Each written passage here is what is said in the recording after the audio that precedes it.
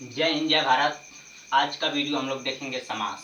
समास को कैसे पहचानते हैं ट्रिक के साथ। तो फ्रेंड्स देखिए, हमारा ट्रिक जो है फ्रेंड्स लिखा है दवंद में और छिपे, दवंद में और छिपे द्विगुमे गणना पद आवत है, बीच में कारक चिन्ह छिपे तत्पुरुष समास कहावत है। अव्यय में अव्यय भाव रहे, बहुव्रीहि में अन्य प्रधान रहे, जिसमें एक पद विशेषण हो क्रमधारय समास कहावत है।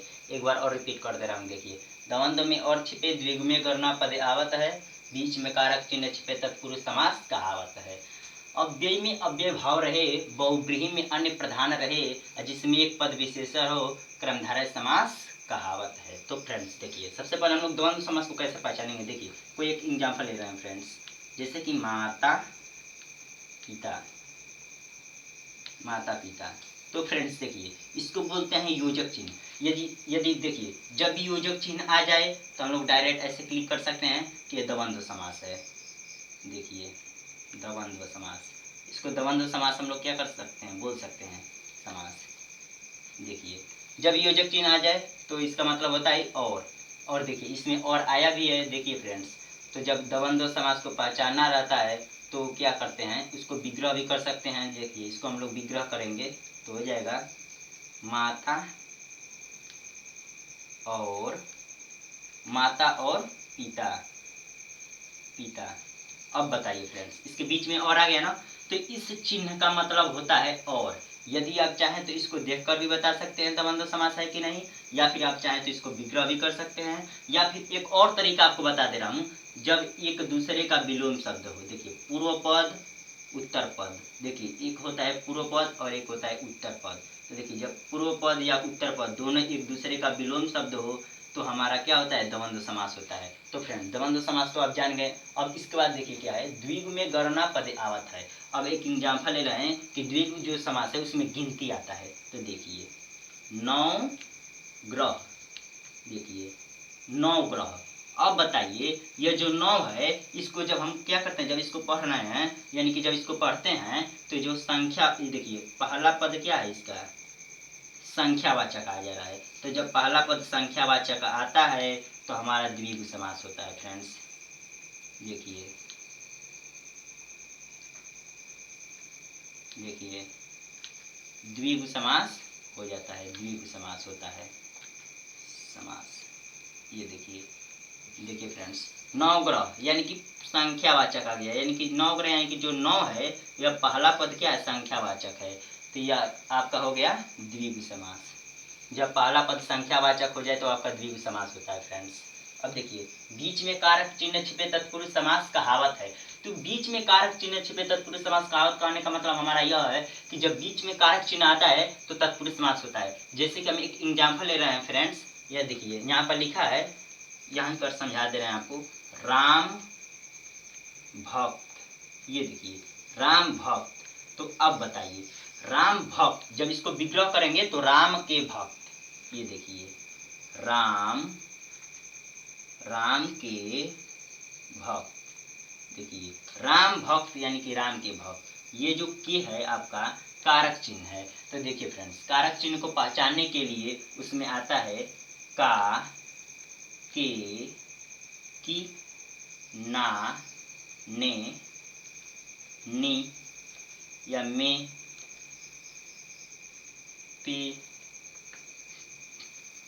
पर, से। देखिए फ्रेंड्स, या फिर सा से सी भी जा सकता है फ्रेंड्स। तो देखिए, ये आपका क्या है, सब कारक चिन्ह है।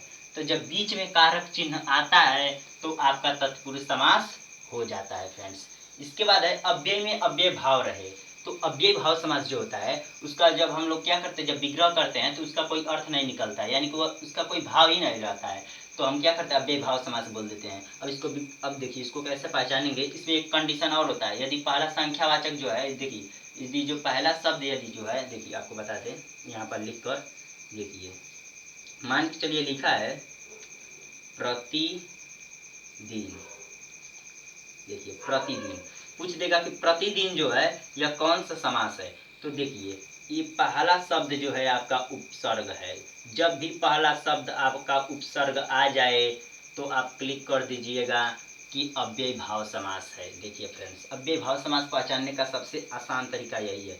जब भी आपका पहला शब्द पहला शब्द क्या हो, उपसर्ग हो, तो आप क्या कर सकते हैं, अव्यय भाव समास कर सकते हैं। या फिर देखिए जो हमारा ट्रिक लिखा है, अव्यय में अव्यय भाव रहे, देखिए इसका हम लोग विग्रह करेंगे तो इसको पढ़ने में थोड़ा भी हमको क्या लगा, अच्छा नहीं लगेगा, यानी इसका कोई अर्थ ही नहीं निकलेगा, इसका कोई भाव ही नहीं निकलेगा, तो आपका क्या होगा, अव्यय भाव समास हो जाएगा। या फिर आप हमारा एक कंडीशन से चलिए, ये जो फार्मूला बताए हैं, पहला ये जो शब्द है आपका उपसर्ग आ गया तो आप तुरंत क्लिक कर दीजिए, द्वंद्व समास है। या फिर आप ये भी कर सकते हैं कि ये जो प्रतिदिन है, इसको जब आप विग्रह करेंगे तो इसका जो भाव होगा उसको अच्छा नहीं लगेगा, इसका कोई भाव ही नहीं निकलेगा। तो जब भाव नहीं निकलते, जैसे अब मान लीजिए यथा यथा शक्ति, देखिए यथाशक्ति, अब इसका विग्रह करेंगे तो देखिए, इसका विग्रह करेंगे तो इसका कोई भाव ही नहीं निकलेगा। तो ये और यह आपका जो है क्या है, उपसर्ग है, देखिए पहला इसमें भी उपसर्ग आ गया, और देखिए यथाशक्ति, इसको जब हम लोग विग्रह करेंगे तो इसका जो भाव रहेगा वो नहीं निकल पाएगा, तो अब ये भाव समास होता है फ्रेंड्स। तो इसको पहचानने के लिए सबसे आसान कंडीशन यही है कि आप जो पहला शब्द है आप देख लीजिए, यदि उपसर्ग निकल गया तो तुरंत अव्यय भाव समास समझ जाइए। या फिर इसको तोड़ेंगे, इसको विग्रह करेंगे तो भाव ही नहीं अच्छा लगेगा, तो आप ये भी कह सकते हैं कि अव्यय भाव समास हो गया। अब देखिए फ्रेंड्स, हम क्या करते हैं, बहुव्रीहि में अन्य प्रधान रहे और जिसमें एक पद विशेषण हो, क्रमधारय समास कहावत है। तो अब देखिए बहुव्रीहि में अन्य प्रधान रहे का मतलब क्या है, अब देखिए यह आपका था अव्यय भाव समास, यहाँ पर लिख दे रहे हैं अव्यय भाव समास, अव्यय भाव समास, भाव अव्यय भाव समास समास। अब देखिए, अब हम लोग क्या करेंगे, अव्यय भाव समास जान गए, अब इसके बाद है बहुव्रीहि समास। तो इसके लिए एक एग्जाम्पल ले रहे हैं फ्रेंड्स, दशानन। तो देखिए बहुव्रीहि समास को पहचानने के लिए, यदि आप किसी चीज का विग्रह करते हैं और इसमें भगवान से संबंधित आ गया, या कोई राक्षस से संबंधित आ गया, या कोई बात किसी और पे कहते हैं और उसका भावार्थ किसी और पे निकलता है, तो फ्रेंड्स आपका बहुव्रीहि समास होता है। देखिए दशानन यानी कि क्या, 10 मुख थे जिनके आनंद। अब देखिए दशानन का विग्रह करेंगे तो होता है 10 मुख, देखिए 10 मुख थे जिनके, ये देखिए गलत हो गया, देखिए होगा जिनके। और देखिए 10 मुख थे जिनके, तो किनके थे, रामर के थे, रामर। तो देखिए जब भी हम विग्रह करेंगे, यदि रामर या फिर कोई देवता से संबंधित आपका नाम आ गया तो आपका हो जाएगा बहुव्रीहि समास।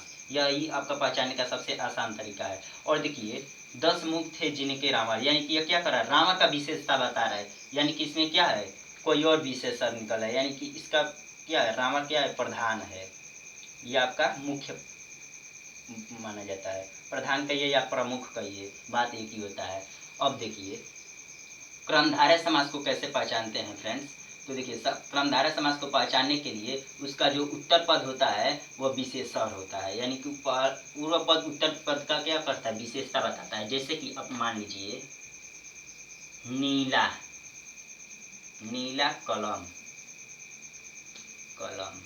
अब बताइए नीला कलम, नीला तो है लेकिन कौन है, कलम है, यानी कि यहाँ पर कलम का विशेषता बता रहा है, यानी कि जब पूर्व पद उत्तर पद की विशेषता बताता है तो हमारा क्रमधारय समास होता है फ्रेंड्स। देखिए नीला कलम यानी कि ये क्या है, इसका विशेषता बता रहा है, तो ये आपका क्या हो गया फ्रेंड्स, क्रमधारय समास होता है। इसको हम बोलते हैं क्रमधारय समास, क्रमधारय समास, समास। देखिए देखिए नीला कलम यानी कि क्रमधारय समास हो गया, क्रमधारय समास हो गया, इसलिए क्योंकि पूर्व पद, इसको बोलते हैं पूर्व और इसको बोलते हैं उत्तर पद, पूर्व पद उत्तर पद, देखिए दो होता है, पूर्व पद उत्तर पद। अब देखिए पूर्व पद क्या कर रहा है, उत्तर पद की विशेषता बता रहा है, तो जब भी पूर्व पद उत्तर पद की विशेषता बताता है तो आपका क्रमधारय समास होता है। एक और एग्जाम्पल समझ लीजिए फ्रेंड्स, मान लीजिए यहाँ पर है महाकवि, यानी कि जो कवि थे कैसे थे, महान थे, तो यहाँ पे भी क्या कर रहा है, पूर्व पद उत्तर पद की विशेषता बता रहा है, तो आपका क्रमधारय समास हो गया।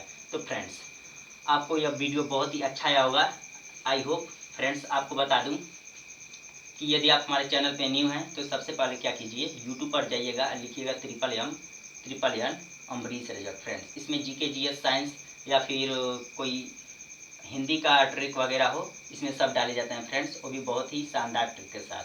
तो फ्रेंड्स यदि हमारा वीडियो अच्छा लगा हो तो लाइक और सब्सक्राइब कीजिए ताकि हम कोई भी वीडियो को अपलोड करें तो आप तक सबसे पहले पहुंच जाए। थैंक्स, धन्यवाद। जय हिंद, जय भारत।